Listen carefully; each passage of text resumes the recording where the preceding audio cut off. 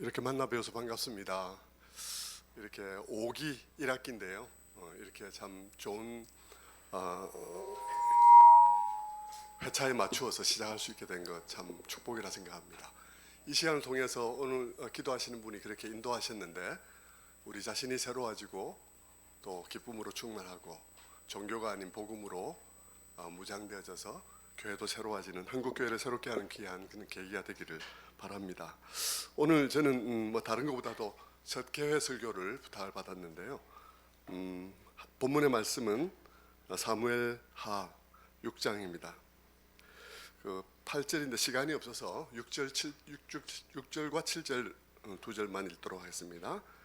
제가 읽겠습니다. 그들이 나곤의 타작마당에 이르러서 소들이 뛰므로 우사가 손을 들어 하나님의 궤를 붙들었더니 여호와의 말씀이 우사가 잘못함으로 말미암아 진노하사 그를 그곳에서 치시니 그가 거기 하나님의 궤 곁에서 죽으니라 하는 말씀입니다. 자, 우리 모두가 이 말씀 너무 잘 알고 또 때로는 이해가 잘 안 되고 그래서 마음에 분노를 가질 수도 있는 그런 말씀이라고 생각해요. 어떻게 이런 하나님을 믿으라고 할 수 있나? 이런 하나님을 어떻게 복음의 하나님이라고 말할 수 있나? 그렇게 얘기할 수도 있을 것 같습니다. 우선 본문 속에서 우사가 뭘 잘못했나 하는 생각을 하게 되죠. 억지로 그렇게 뭘 잘못했나 찾으면 잘못한 게 법궤를 왜 술에 실어서 옮겼나 그런 얘기 할 수 있겠는데 그러나 그게 우사의 잘못이라고 말을 할 수는 없을 거예요. 어떤 면에서 다윗왕의 잘못이고 다윗왕의 종교 담당 그런 비서관들의 잘못이고 또 고위 그런 종교 담당 공직자들의 잘못이다 그렇게 말을 하는 게 오히려 더 옳을 것이라고 생각합니다. 하나님께서는 일찍이 법궤를 만들라고 하실 때부터도 법궤를 들어서 운반할 수 있도록 법궤의 네 귀에 고리를 만들으라고 그렇게 지시하셨죠. 그런 모든 것들 속에서 엄격하게 명한 부분들을 그들이 지키지 않았고 그래서 이제 수레가 뛰는 일이 일어났고 법궤가 떨어질 위기에 처하는 일들이 일어났으니까 만약 왕이나 종교 지도자들이 그런 모든 상황 속에서 그 하나님의 지시사항을 지켰더라면 수레가 엎어지려는 그런 위험한 일은 생기지가 않았을 것이라 생각합니다. 그래서 우리는 이 이야기를 살펴보면서 이거는 우사가 오히려 그 떨어지는 걸 잡으려 그러면 하늘에서 음성이 들려가지고 우사야 정말 고맙다 이렇게 얘기를 해줘야 될 그런 상황인데 어떻게 우사가 죽었나 하는 그런 생각들을 하면서 굉장히 마음에 불편함들이 있을 수 있는데 그렇게 불편해하기 전에 먼저 이 본문의 여러 상황들을 한번 앞뒤를 살펴보는 것이 좋겠다 그렇게 생각이 듭니다. 잠깐만요. 그래서 오늘 본문을 쭉 이렇게 정말 고민이 되죠. 이런 본문을 대하게 되면 이걸 어떻게 성도들을 설득해야 되고 선하신 하나님에 대해서 어떻게 얘기할 수 있을까 고민이 되는 그런 일이고 난제입니다. 그러니까 우리는 이제 정말 이런 때일수록 더 보물이 여기 들어있겠다 생각을 하면서 보물 찾기를 하는 아이의 심정으로 성경의 이여기저기의 돌들을 뒤집어 보는 그런 일들을 해야 한다고 생각해요. 그렇게 해서 이 본문을 쭉 살펴보면 전후에 이 장면 속에서도 우사의 죽음만 있는 것이 아니라 거기에는 언약궤도 있고 언약궤를 곰곰이 묵상해 보면 사무엘 상에서부터 이까지 오는 지점만 하더라도 언약궤에 얽혀 있는 많은 에피소드들이 있다는 사실을 알게 됩니다. 그래서 우리는 이런 본문을 보면서 성급하게 감정을 드러내면서 하나님을 판단하고 비난하기보다는 그런 왜 법궤에 관련된 이런 에피소드들이 이렇게 많이 기록되어 있을까 지금까지 그리고 여기에 법궤가 있고 그 앞에 쓰러진 우사를 보면서 이 이야기가 법궤에 관련된 에피소드로 구성되어져 있는 펼침막 아래서 지금 벌어지고 있는 사건이라는 생각을 하게 되지요. 그래서 그 법궤에 관련된 에피소드들을 한번 쭉 찾아보려고 마음을 먹어보면 많은 도움이 될 수 있다 생각해요. 첫 번째 에피소드는 사무엘상 4장에 보면 블레셋과의 전쟁에 관련해서 복교에 관한 에피소드가 나옵니다. 그때는 그 지역이 굉장히 불안정한 그런 시대였고 땅을 놓고 블레셋과의 다툼이 있는 시간이어서 전쟁이 많이 있었죠. 그때도 전쟁이 일어났었는데 이스라엘 백성들이 패배를 합니다. 4,000명의 사람이 죽었어요.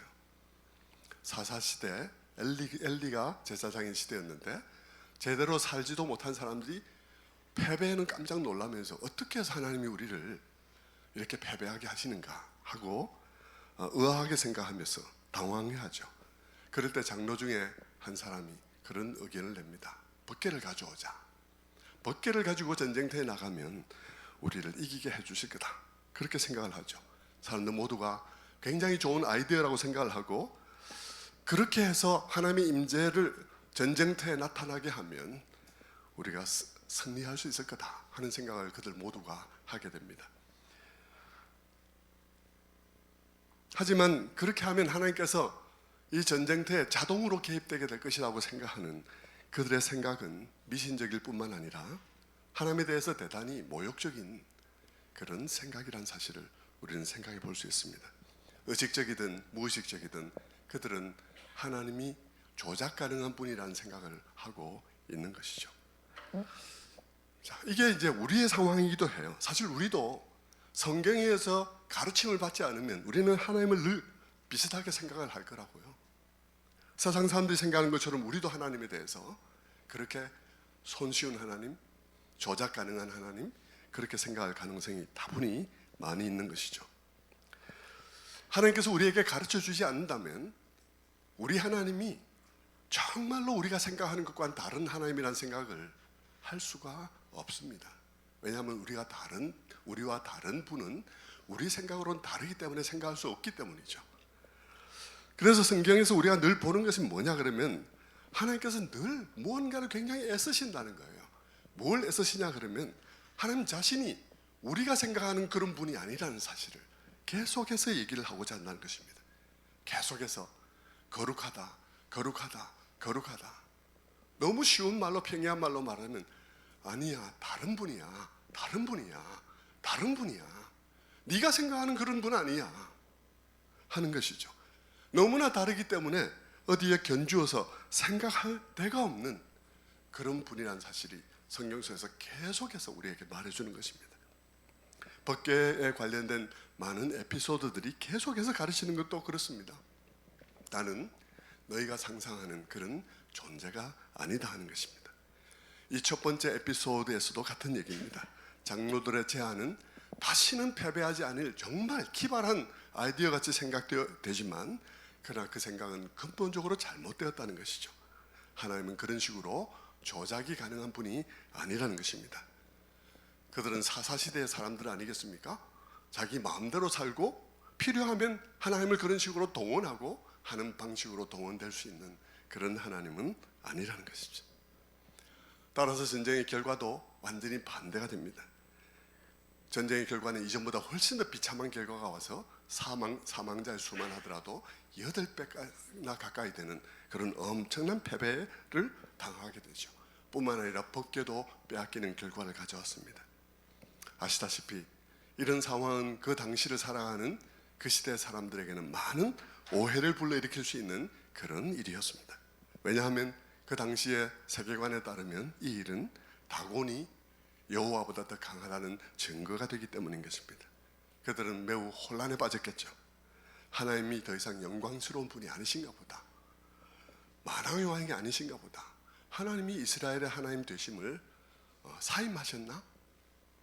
그리고 다곤이 정말 강한 신인가? 다곤이 정말 하나님의 엔터프라이즈를 병합한 것인가? 그래서 그의 휘하에 이제 병합을 해서 여호와의 엔터프라이즈를 그분의 그 다곤의 손 안에 병합해서 자회사로 둔 것인가 하는 생각을 할 수도 있는 것이죠. 그러면서 자연스럽게 법궤에 관련된 에피소드는 두 번째로 넘어가게 되는 것입니다. 두 번째 이야기는 블레셋 땅에서 일어나는 것이죠. 법궤를 빼앗아간 그들이 다곤 신전에 그 법궤를 두었습니다. 그 법궤는 그들에게 마치 전쟁 승리의 트로피 같이 그게 진열해 놓았습니다. 다음날 아침 그들의 사당에 가본 사람들은 깜짝 놀라게 되죠. 다곤이 엎드러져 있는 거예요. 그래서 그들은 이 뭐 세상에 우연한 일도 일어나는 일이니까 그러면서 다시 그것을 세워놓았죠. 좀 불길하지만 떨떠름하지만 세워놓고 그 다음 아침에 또 와본 순간 그들은 깜짝 놀라게 됩니다. 이번에는 다곤이 목도 부러져 있고 손도 부러져 있는 그런 상황을 보게 되지 않습니까? 마음이 굉장히 불길했을 거예요. 근데 그게 끝이 아니었어요. 그때로부터 온 동네에 독한 종기가 번지기 시작해서 그 재앙을 피하려고 사람들은 법궤를 이리로 옮겨봤다 저리로 옮겨봤다 했는데 어디로 옮기든 그 재앙은 거기서 일어나기 때문에 사람들이 고통 속에서 울부짖었습니다. 그것 좀 원래 있던 대로 돌려보내라고. 그렇게 하고 그 다음에 세 번째 에피소드로 이어지죠. 사무엘상 6장의 에피소드로 이어집니다. 법궤를 감당할 수 없던 그들은 이제 그 법궤를 다시 돌려보낼 방도를 구하게 됩니다. 그럴 때 그들 중에 누군가가 제안을 하죠. 궤를 보내되 지금까지 일어난 일들이 그것 때문인지 아닌지 우리가 한번 알아는 봐야 될 것 아닌가. 그러면서 낸 제안이 굉장히 간단한 것이었습니다. 새끼를 낳은 그런 암소를 새끼를 둔 채 수레를 끌게 해서 법궤를 싣고 그냥 올라가면 이건 초자연적인 것이고 돌아오면 우리 지금까지 일어났던 것은 이 신 때문은 아닌 것이다 라고 이제 판단하기로 한 것이죠. 좋은 아이디어를 생각하고 많은 사람들이 그 아이디어를 따라서 그렇게 하게 됩니다. 그런데 결과는 무엇입니까? 끄는 사람도 없는데 이 수레가 길을 잘못 들지도 않고 멈추지도 않고 뭘 먹으러 옆길로 새지도 않고 새끼 있는 대로 돌아오지도 않고 그냥 곧장 벳세벳으로 올라갔습니다. 그것을 통해서 드러나는 것은 무엇입니까? 하나님에 대한 사람들의 생각이 다 틀렸다는 것입니다.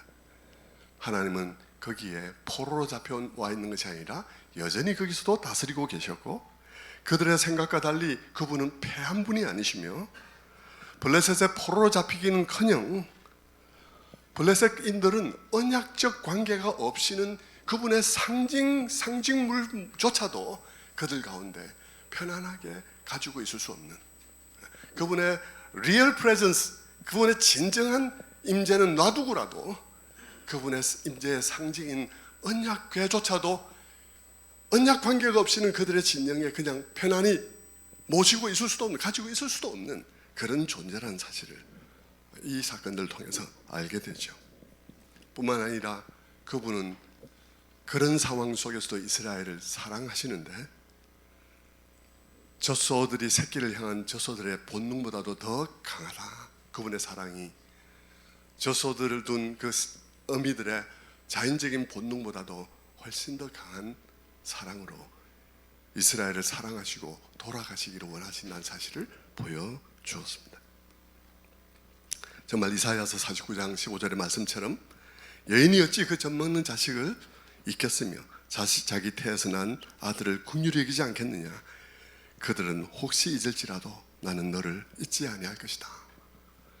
하나님께서는 그들에게로 가고 싶어 하시고 그들을 사랑하시는데 그들이 하나도 그 사랑을 받을 만한 자격이 없는데도 불구하고 여전히 그들을 사랑하고 있다는 사실을 이 모든 에피소드를 통해서 가르쳐주고 있는 거예요.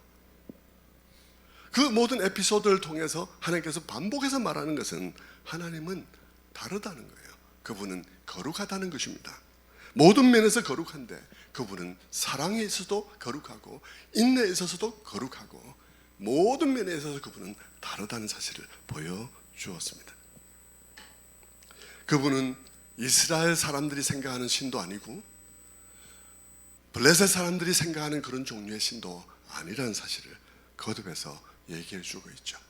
우리는 우리 이스라엘인으로 또 블레셋 사람으로 그들의 내셔널리티에서 자연스럽게 유래하는 생각으로 생각할 수 있는 분이 아니고 모든 사람들이 그분으로부터 그분이 누구인지를 배워야만 하는 그런 존재로서의 하나님이라는 사실을 계속해서 반복해주고 있는 것입니다.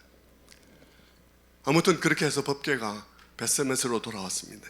그래서 이제 그 다음 에피소드가 벌어지게 되죠. 벳세메스로 법궤가 돌아왔는데 거기서 또한 비극이 기다리고 있었습니다. 벳세메스의 사람들은 법궤가 돌아왔기에 너무 반가워서, 너무 반갑고 궁금해서 그것을 들여다보려고 하기에 이르렀습니다.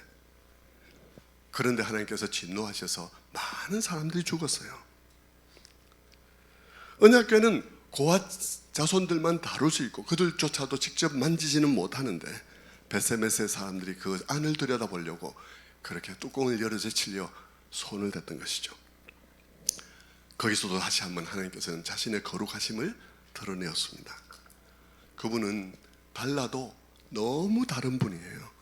완전히 다른 분이어서 너희가 그 뚜껑을 열고 이 신이 어떻게 생긴 건지, 이 신비가 무엇인지 뚜껑을 열고 볼 수 있는 우리의 분석과 우리의 모든 그런 연구의 그런 연구에서 그냥 파악이 되는 그런 대상이 아니라는 사실을 우리에게 보여주고 있는 것입니다. 그분은 우리의 경배와 우리의 순종을 받기에 합당한 분이시지, 우리가 분석하고 파악해서 연구 끝났다고 말할 그것이 아니라는 것입니다.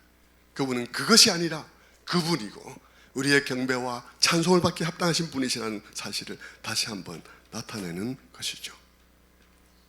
그분은 너무나 놀랍고 너무나 위대하기에 상상이 불가능한, 계속해서 에피소드를 통해서 그분은 상상이 불가능한 그런 분이라는 사실을 계속해서 반복해주고 있습니다. 그리고 이제 마지막 법궤 이야기가 오게 되죠. 오늘 우리가 읽었던 본문, 법궤를 다시 예루살렘으로 옮기기 위해서 애쓰는 가운데 우사가 죽는 일이 일어났습니다. 굉장히 불행하게도 수레가 막 날뛰는 일이 일어났고 놀란 우사가 손을 뻗어서 그것을 잡았습니다. 하나님의 진노가 나타났습니다. 그리고 우사가 죽었죠. 자, 이런 사건의 배후 속에 계속 이 법궤에 관한 에피소드들이 나오고 있는데, 사람들은 오늘 이 사건을 보면서 하나님에 대해서 마음이 불편해서 말하는 것입니다. 책임이 있어도 영적 지도자들이 있는 것인데 왜 우사가 죽어야 되나? 서로 우사가 잘못이 있다 하더라도 이런 식으로 죽어야 하는 것인가? 그렇게 생각을 하게 되죠. 그러나 우리는 성급한 우리의 분노를 내려놓고 설교자로서 우리는 본문에 이런 희생을 치르면서까지 말씀하고자 하는 것이 무엇이었는가에 대해서 우리는 겸허한 마음으로 풀잎 하나, 돌덩어리 하나 뒤집으면서 본문을 찾아봐야 하는 것입니다. 그러면 우리는 이것이 단순히 우사의 잘못된 행위에 대한 처벌이거나 앞으로 절대 만지지 말라 하는 단순한 경고이거나 그런 것이 아니라 오고 오는 세대들에게 복음의 복음됨을 보여주는 계시의 사건이라는 사실도 또한 발견하게 되는 것이죠. 이것은 단순하게 이제 우사는 지옥 같다 이런 판단을 할 수 있는 자료가 그렇게 하기 위해서 준 게 아니죠. 그렇게 우리가 간단하게 본문을 보면 안 되는 거죠. 우리는 이 구원의 드라마 속에서 등장인물로 등장한 우사를 가지고 그냥 그 역할을 하고 간 사람을 영원한 운명이 어떻게 됐다고 판단할 수 있는 입장에 우리가 있지 않습니다. 우리가 드라마를 보면서 김영철 씨가 전쟁터에서 죽었다, 김영철 씨 죽었다고 말을 할 수 없는 것하고 마찬가지인 거죠. 그렇다면 우사 사건은 어떻게 복음을 우리들에게 계시해 주는가? 이 사건은 우리들에게 어떤 하나님이 어떤 죄인을 사랑하셨는가 하는 것을 우리들에게 보여주는 것입니다. 사실 복음이 정말 제대로 된 기쁜 소식이 되려면 우리는 먼저 하나님이 어떻게 위대한 분이신지를 알아야 되는 것이죠. 그리고 그분의 사랑을 받는 우리가 어떤 죄인인지를 또한 알아야 하는 것입니다. 그리고는 그 위대한 하나님이 그 죄인들을 어떤 사랑으로 사랑하셨는지를 알아야 우리는 복음에 대해서 얘기할 수 있을 것입니다. 이 세 요소 중 어느 하나를 깊고 풍성하게 알지 않으면 우리는 복음이라는 기쁜 소식이 왜 기쁜 소식이어야 하는지를 제대로 알기 어려울 거예요. 그렇다면 이 우사의 사건은 어떻게 그것을 드러내는가? 저는 시작하면서 우사의 죽음만 보아서는 안 된다고 말씀을 드렸습니다. 거기에는 우사의 죽음뿐만 아니라 거기에는 언약궤도 있고 언약궤뿐만 아니라 언약궤를 둘러싼 에피소드들이 그 이미 쫙 펼친 말처럼 펼쳐져 있다는 사실을 말씀을 드렸습니다. 우사는 그렇다면 왜 죽었나? 물론 벗개에 손을 대는 바람에 죽었죠. 왜 손을 댔나? 벗개가 떨어지려고 그러니까요. 떨어지면 땅바닥에 떨어지면 땅에 있는 뭐 누가 가르친 도 받고 짐승이 배설물도 있고 막 이런데 벗개가 더러워질까봐 손을 댔겠죠. 그의 행동을 단순하게 비난할 수 있는 사람은 없을 거예요. 하지만 그가 생각하지 못한 한 가지 중요한 사건이 있죠. 중요한 것이 있죠. 그것이 무엇입니까? 그것은 정말 하나님의 눈에 들어온 것은 짐승의 배설물이 아니라는 것입니다. 인간이 보기에는 그것이 불결하고 더러운 같이 보이지만 하나님께는 그것은 도덕적으로 중립적이라는 것이죠. 근데 하나님 보시기에 정말 더러운 것은 우사를 포함한 인간들이라는 것입니다. 만물보다 거짓되고 심히 부패한 것이 사람의 마음이라 누가 이를 능히 알리요 한 그 예레미야의 말씀처럼 사람이 하나님 보기에 가장 더러운 것입니다. 근데 우사는 자신이 세상에서 가장 더러운 존재라는 사실을 모른 채 손을 뻗어 하나님의 궤를 만진 것입니다. 그때 하나님께서 그를 치신 것이죠. 하나님이 그를 치시면서 실제 하나님의 눈동자는 우리를 향해 있다고 말할 수 있습니다. 치면서 봤지? 라고 말하고 있는 거죠. 그 장면 속에 벗개가 있고 그 장면 속에 벗개를 둘러싼 에피소드로 담겨있는 그런 펼친막이 있습니다. 그 펼친막 속에서 하나님 말씀하십니다. 나는 거룩하다. 스스로 있는 자다. 그분은 인간이 만질 수도 이해할 수도 없고 순종해야 될 뿐이지 연구 분석 파악해서 끝났다라고 말할 수 있는 그것이 아닌 것이죠. 그분이 맺어주신 언약이 아니라면 우리는 그분의 언약궤조차도 우리 가운데 감당할 수 없는 그런 존재입니다. 그분은 인간에 의해서 조종될 수도 없고 어떤 신보다도 뛰어나며 어디서든 다스리는 그런 분이신 것입니다. 그분 앞에서 이 에피소드를 쭉 보면서 우리는 생각해야 되는 것이죠. 우리는 몇 번 죽었을까? 우리는 몇 번 죽었을까? 펼친막 속에서 죽은 그 수많은 사람들은 우리가 매 순간 죽을 수밖에 없는 존재라는 사실을 우리들에게 가르쳐주고 있습니다. 성경은 그런 죄인을 사랑하신 하나님에 관한 이야기인 것이죠. 그 이야기에서 우사가 구원해서 이 이야기는 우사가 그 구원에서 제외되었다는 이야기가 아닙니다. 오히려 우사의 죽음은 우리들에게 하나님이 위하여 언약궤를 오래전부터 만들어 두신 그들이 어떤 존재인지를 우사가 대표적으로 보여주고 있는 것입니다. 하나님이 창세전에 작정하시고 아브라함을 대표로 우리와 언약을 맺으시고 시내산 앞에서 좀 더 집단적으로 언약을 맺으시고 벗개를 만들어서 손에 들려주신 그들이 누구인가? 그들이 바로 우사를 포함한 우리 자신이란 것이죠. 어떤 존재입니까? 우사는 내가 세상에서 제일 더러운 존재인지를 모른 채 함부로 말하고 함부로 행하는 그 존재가 바로 우사이고 우사가 우리의 대표인 것이죠. 이 에피소드 앞에서 우리는 도대체 몇 번 죽었을까 생각해 보면 우리는 매 순간 죽을 수밖에 없는 존재였다는 사실을 우리는 보게 되는 것입니다. 그래서 복음은 그런 얘기죠. 얼마나 거룩하신 하나님이 얼마나 무지하고 더러운 인간을 사랑하셨는가 하는 얘기인 것입니다. 매 순간 자기 자신들이 그렇게 부족하고 더럽고 부패한 존재인 줄 모른 채 넉넉히 살아가고 있는, 넉넉히 행동하고 있는 그런 우리를 하나님께서 사랑하셨다는 것이 바로 이 성경의 얘기인 것입니다. 이 언약궤 안에 하나님께서 그 약속을 담아두고 있고 이 언약궤가 십자가를 향하고 있는 것은 여러분들이 다 알고 있는 것입니다. 우사와 같은 죄인이 배제된 것이 아니라 바로 그 우사와 같은 죄인들을 위하여 이 언약궤가 준비되었다는 것이죠.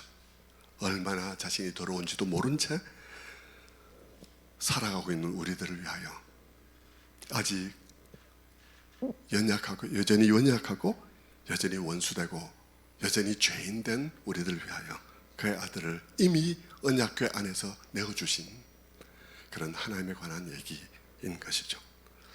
말씀 맺겠습니다. 복음과 도시는 복음을 선포하는 것을 지향하는 단체입니다. 종교가 아닌 복음을 선포하기 원하는 것이죠. 그래서 세상 곳곳이 구석구석이 복음으로 기뻐하게 되기를 원하는 것입니다. 그런 만큼이나 우리는 복음을 제대로 선포해야 되는 것입니다. 그것이 왜 기쁜 소식인지 알아야 하는 것이죠. 그저 하나님께서 다 이루어 놨기 때문에 나는 할 것이 없다 해서 기쁜 소식, 단순히 그렇기보다는 물론 그 말도 우리는 중요하죠. 그러나 어떤 하나님이 어떤 우리를 어떤 사랑으로 사랑하셨는지가 우리에게 제대로 깨달아져야 하는 것입니다. 그래서 요한일서도 그렇게 얘기하는 것이죠. 보라, 아버지께서 어떠한 사랑을 우리에게 베푸사 하나님의 자녀라 일컬음을 받게 하셨는가 하는 것이죠. 아무쪼록 이 세미나를 통해서 여러분 모두가 복음의 조각들을 잘 발견하고 그리고 그것을 풍성하게 드러내어서 여러분뿐만 아니라 여러분이 지도하는 모든 성도들이 함께 복음으로 기뻐하게 되는 그런 여러분 다 되시기를 주님의 이름으로 축원합니다.